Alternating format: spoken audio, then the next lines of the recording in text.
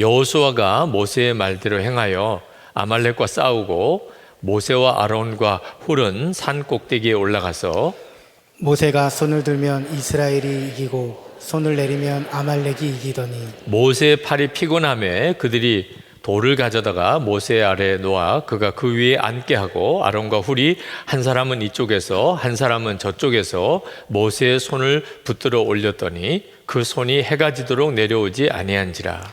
여호수아가 칼날로 아말렉과 그 백성을 쳐서 무찌르니라.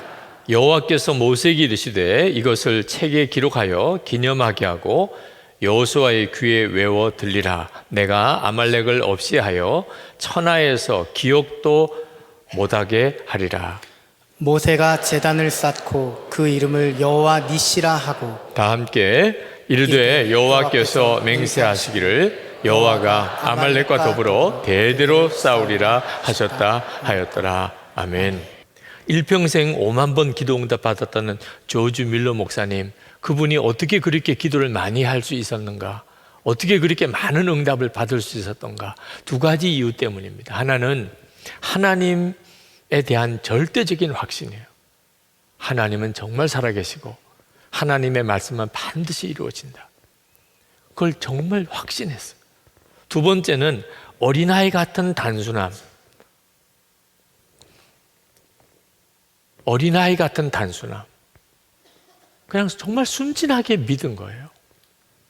이 두 가지 때문에 조지 밀러가 기도를 하게 됩니다. 성경이 그렇게 기도하면 하나님이 응답하신다고 하셨으니까. 구하라 그러면 주실 것이요, 찾으러 가면 찾을 것이요, 두드리라 그러면 하나님이 열릴 것이라고 약속하셨으니까.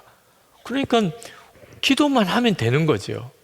고아들을 먹여 살려야 되는데 조지 밀러가 마음이 결심하기를 기도로 하나님이 해 주실 것이다. 그래서 모든 후원을 다 거절했어요. 누구에게도 부탁 안 했습니다. 그냥 오직 하나님께 나가서 기도했어요. 믿으니까 하나님은 정말 살아계시고 약속하신 것은 반드시 이루신다는 걸 어린아이 같이 단순히 믿었으니까.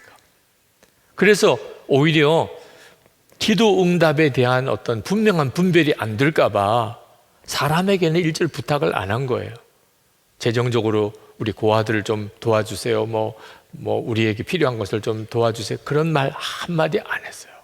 그리고 하나님 앞에 정말 기도만 했는데 이런 형태의 기도가 목숨을 건 기도예요. 기도 못하면 다 굶는 거예요. 네. 하나님이 기도에 응답 안 해주시면 다 굶는 거예요. 그러니 이 사람한테도 부탁하고 저 사람한테도 부탁하면서 기도하는 거하고 완전히 다른 차원의 기도인 거죠. 물론 조지 밀러도 처음부터 기도의 응답에 대한 어떤 기쁨이 있었던 건 아니었습니다. 그의 일기를 읽어보면 처음에는 기도에 대한 믿음의 다름이 있었어요.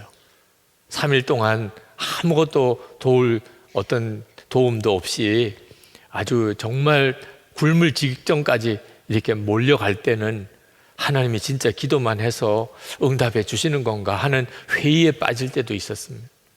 근데 하나님이 결국은 믿음으로 기도하는 조지 밀러에게 응답해 주시고 응답해 주시고 응답해 주시는 것이 쌓여가면서 나중에는 조지 밀러가 엄청난 믿음의 사람이 됩니다. 하나님은 정말 살아계시고 구하기만 하면 하나님께서 우리를 능히 먹이고 살리신, 고아들을 돌봐도 엄청난 고아들을 돌봤어요. 전 세계에 복음을 전하기 위해서 선교의 문도 열고 성경책도 보내고 수많은 교회들도 세우고. 여러분, 오늘 하나님께서 우리에게 주신 이 기도의 축복은 조지 밀러에게 주신 것과 똑같은 것입니다. 근데 그것을 어떤 자세를 가지고 하느냐 하는 것은 차이가 있는 거예요. 조지 밀러가 했던 그 방식, 우리가 조지 밀러처럼 그렇게 기도 꼭 해야 된다고만, 그 방법밖에 없다고만 할 수는 없겠지만 우리의 마음속에 기도 안 하면 그냥 죽는다, 기도하면 살고 하는 것만큼은 명확해야 합니다.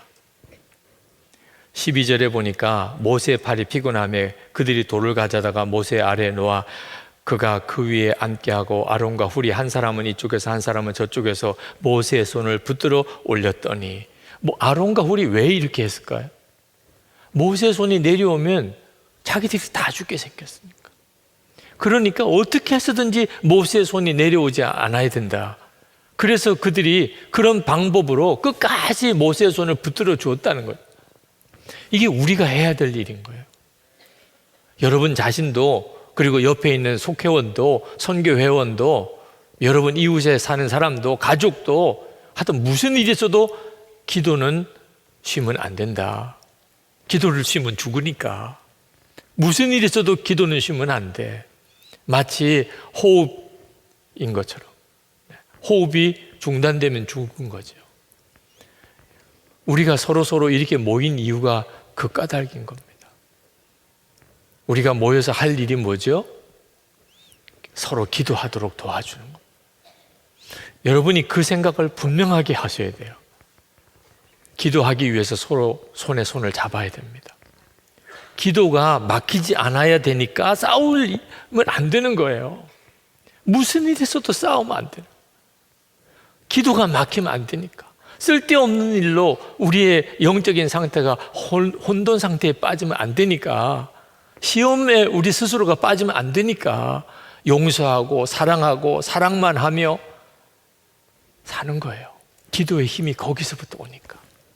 우리가 손에 손을 잡지 못하면, 그러면 우리는 절대로 기도를 정말 죽고 사는 문제라고 생각해도 못하게 되는 때가 옵니다. 안 되는데 어떻게 해요? 기도가 죽고 사는 문제고 우리가 그것 때문에 서로를 도와야 된다는 사실을 비로소 깨달아야 우리가 어떤 일이 있어도 서로 싸우고 비난하고 남말하고 갈라지고 고집부리고 그렇게 하지 않게 됩니다. 기도의 힘을 지켜내야 되니까. 기도할 수 있는 영적인 상태를 내가 무너지면 안 되니까. 기도하는 사람이 많아질 때 교회의 역사하는 힘이 커집니다. 우리 교회에서 기도하는 걸 가지고 우리 나라의 문제가 해결되고, 여기서 기도하는 걸 가지고 민족의 문제가 해결되고, 기도하는 사람이 많아야 돼요. 매일 합심 기도하는 이들이 많아야 된다고 생각하는 이유예요. 그런데 여러분, 또 하나가 꼭 분명히 여러분 붙잡아야 될 것이 있는데, 우리가 서로 모세와 아론과 훌처럼 그렇게 기도에 손을 잡아야 되는 것과 함께 주님을 바라보는 눈을 계속 뜨고 있어야 됩니다. 우리 자신에게 기도의 믿음이 약해도 기도할 수 있는 힘이 거기서 와요. 베드로가 헤롯에게 붙들려 가서 죽게 됐습니다. 그 전에 야고보가 죽었어요. 첫 순교자가 나왔습니다. 그 다음에 베드로가, 헤롯이 베드로를 죽이려고 그를 감옥에 가두고 그 다음날 처형하려고 했는데, 헤롯이 뭔가 불안한 마음이 들었던 것 같아요. 사실 불안할 이유가 하나도 없어요. 예수님의 제자들은 무슨 무기가 있는 것도 아니고 싸울 수 있는 힘이 있는 사람들도 아닙니다. 헤롯은 군대를 가지고 있어요. 근데 베드로 감옥에다가 가둬놓고 4명씩 한 조로 4조를 만들어 가지고 그 성문에 1성문, 2성문 파수를 하게 했습니다. 그것도 모자라서 베드로가 갇혀있는 감옥 안에 이 군인 2를 집어넣어서 베드로 손과 발에 그 쇠 착고를 같이 그 군사가 같이 차고, 누가 와서 베드로를 빼내 가지 못하도록, 내일 처형할 때까지 베드로를 꼭 지키도록 그렇게 감옥에서 붙들어 놓은 거예요. 생각하면 좀 정말 지나칠 정도인데, 헤롯은 뭔가 어떤 느낌이 있었던 것 같아요. 무언가 엄청난 일이 일어날 수 있다. 근데 문제는 그때 당시에 베드로를 위해서 기도하던 교인들은 전혀 그런 믿음이 없었다는 거예요. 기도는 하면서도 하나님의 천사가 베드로에게 나타나서 베드로를 깨웁니다. 베드로가 눈을 떠보니까 양옆에 군사가 둘이 잠에 들어있어요. 근데 팔에 착고가 다 풀려서 천사가 나오라고. 처음에는 환상인가 생각했는데 보니까 현실이죠. 그래서 그 천사를 따라서 성문 바깥까지 나왔습니다. 누구도 그를 알아보거나 붙잡지를 않았어요. 그제서야 정신이 들어서 자기를 위해서 기도하는 교인들이 있는 다락방으로 달려갔습니다. 달려가서 문을 두드렸어요. 베드로가 이렇게 나왔다고. 그런데 계집종 하나가 문 밖에서 베드로가 이야기하는 걸 듣고 얼마나 놀랐는지 문을 열어줘야 되는데 너무 놀래가지고 한에서 기도하는 교인들에게로 달려가서 베드로가 저 바깥에 와 있다는. 그때 기도하던 사람들이 다 그 베드로가 풀려나기를, 베드로를 살려달라고 그렇게 기도하던 사람들이에요. 그런데 바깥에 와 있다고 그러니까 너가 귀신을 본 모양이다. 도대체 이게 말이 안 되는 거잖아요. 그죠? 그러니까 정말 믿음이 없이 기도한 거예요. 믿음이 없이. 근데 오히려 이것이 저에게는 하나님께서 주시는 굉장히 중요한 메시지였어요. 아니 도대체 믿음이 없이 그렇게 어떻게 기도를 해요? 믿음이 없어도 풀려날 거라는 믿음은 안 생겨요. 베드로가 풀려날 거다. 좀 전에 야고보가 죽었고 지금 베드로가 그렇게 삼엄한 경비 가운데 감옥에 갇혀 있어요. 그 베드로가 어떻게 풀려나겠어요? 도무지 믿어지지도 않아요. 그런데 주님이 그들과 함께 계시는 믿음이 있었어요. 이게 놀라운 거예요. 주님이 그들과 함께 계신 것만큼은 분명하게 그들이 믿어진 거예요. 그러니까 계속 기도하고 있었던 거죠. 풀려날 거라고는 믿어지지 않는데 그래도 주님을 바라보면서 계속 기도를 했던 거예요. 그래서 그 역사가 일어난 거죠. 여러분, 기도는 해야 되겠는데 믿음은 안 생기고 확신도 안 들고 그런 기도의 체험도 없고 내 주변에는 함께 기도해 줄 사람도 너무나 적고 그래도 여러분이 기도의 자리를 지킬 수 있어요. 주님을 바라보면. 그러면 기도할 믿음을 여러분이 얻게 됩니다. 끝까지 기도할 수 있는 힘을. 마가복음 10장에 보면 바디메오가 나면서부터 앞이 안 보이는 사람이에요. 근데 그가 어떻게 나을 거라고 믿어지겠어요? 사람인데 어떻게 그게 내가 눈이 뜨여질 거라고 어떻게 믿어지겠어요? 그런데 그는 소리 질러서 주님을 불렀습니다. 주님이 자기 앞을 지나가고 있다는 거 하나만큼은 너무 분명한 거예요. 예수님 그분이 지금 내 앞을 지나가고 있는 거는 너무나 분명해요. 그러니까 막 소리 질러 부른 거죠. 마가복음 10장 52절에 예수께서 이르시되 가라 내 믿음이 너를 구원하였느니라 하시니 그가 곧 보게 되어 예수를 길에서 따르니라. 믿음이 너를 구원하였다 그랬는데 이게 무슨 믿음이에요? 예수님 그분을 향한 믿음이지요.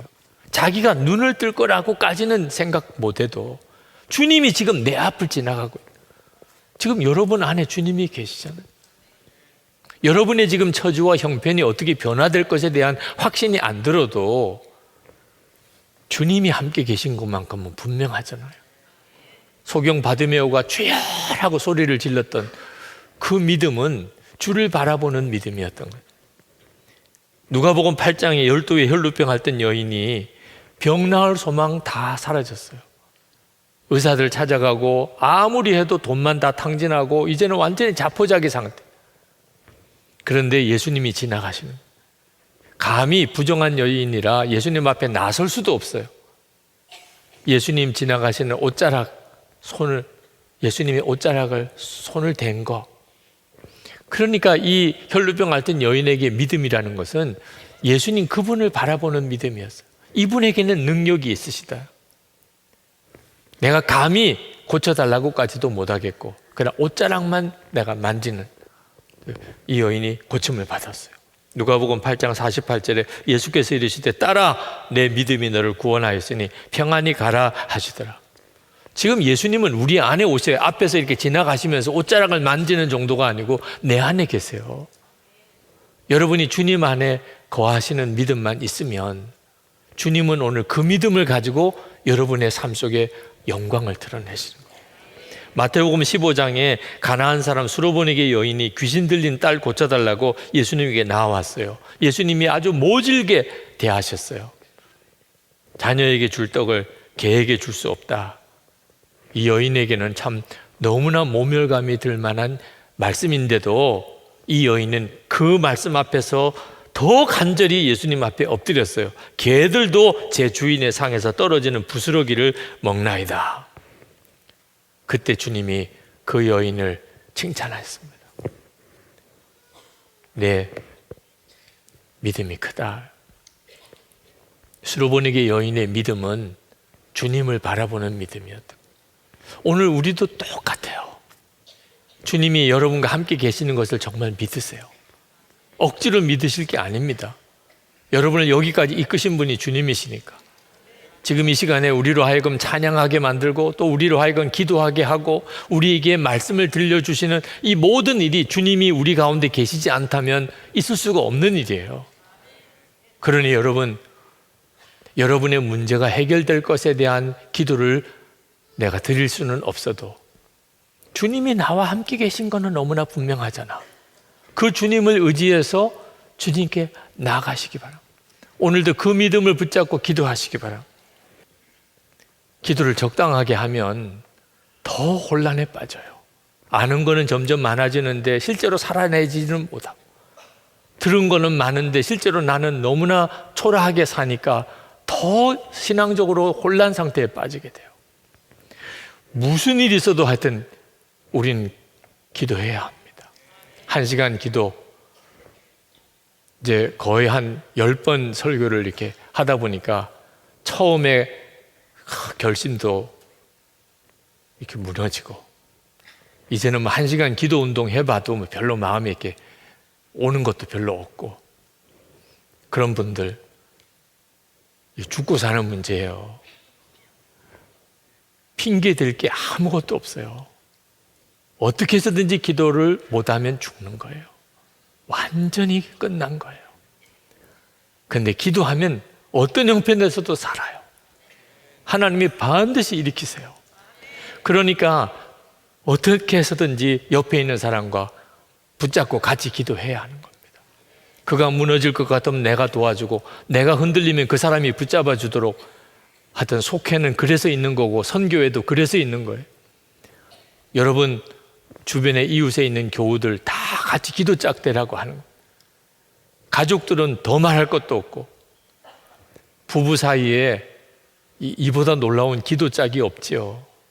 그러니까 이제부터 주님 앞에 갈 때까지 부부 싸움은 하지 마요. 부부 싸움 하면 기도가 가증스럽게 보이는 거예요. 자기도 가증스럽게 보여요. 부부 싸움하고 또 기도하러, 이게 말이 안 되는 거죠. 그러니까 서로가 가증스럽게 느끼니까 그냥 기도를, 그렇게 열심히 하던 부부가 기도를 탁 중단해요.